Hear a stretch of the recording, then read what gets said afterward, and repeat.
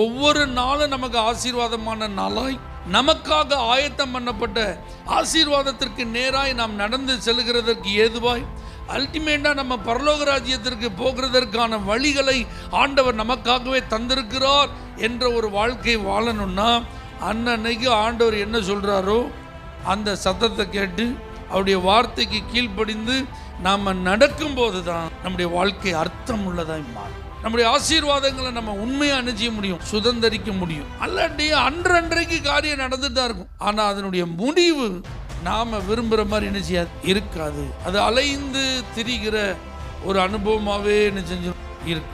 ஏதோ வாழ்வோம், ஏதோ இருப்போம், ஏதோ சாப்பிடுவோம், தூங்குவோம், எந்திப்போம், நம்ம வேலையில பார்ப்போம். ஆனா அதுக்கப்புறம் ஒரு பயன் இல்லாத நிலையில நம்முடைய வாழ்க்கையை என்ன செஞ்சிருவோம், பிடிச்சிடும். வசனத்துல ஆண்டவர் என்னெல்லாம் சொல்லியிருக்கிறாரோ அந்த சத்தத்தெல்லாம் நான் கேட்டு என்ன செய்வேன், நடப்பேன். கர்த்தருடைய வழிகளிலே நான் நடப்பேன். கர்த்தர் மேல வைத்திருக்கிற அந்த நம்பிக்கையில நான் என்ன செய்ய மாட்டேன், அவிசுவாசத்திற்கு இடம் கொடுக்க மாட்டேன், முறுமுறுப்புக்கு இடம் கொடுக்க மாட்டேன், பின்மாற்றத்துக்கு நான் இடம் கொடுக்க மாட்டேன். விட்டு வந்த பழைய வாழ்க்கையை நான் திரும்பி என்ன செய்ய மாட்டேன், பார்க்க மாட்டேன். சுயத்திற்கு நான் இடம் கொடுக்க மாட்டேன். ஆண்டவர் என்ன சொல்றாரோ அந்த வார்த்தையை நான் கேட்டு அதன்படி நடப்பதற்கு நீ முழுமை என்ன செய்வேன், நான் அர்ப்பணிப்பேன் அப்படின்னு நீங்க ஒப்பு கொடுத்தீங்கன்னா உங்க வாழ்க்கையில இப்படி அலைந்து திரியும் அனுபவம் என்ன செய்யாது, இருக்காது. முன்னோக்கி பிரயாணம் செய்யும் பாக்கியம் இருக்கும்.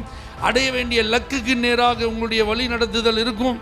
நீங்க போய் சேர வேண்டிய இடத்துல பத்திரமா சேர்வதற்கு கர்த்தரே உங்களுக்கு துணை நின்று அவரே உங்களை வழி நடத்துவார்.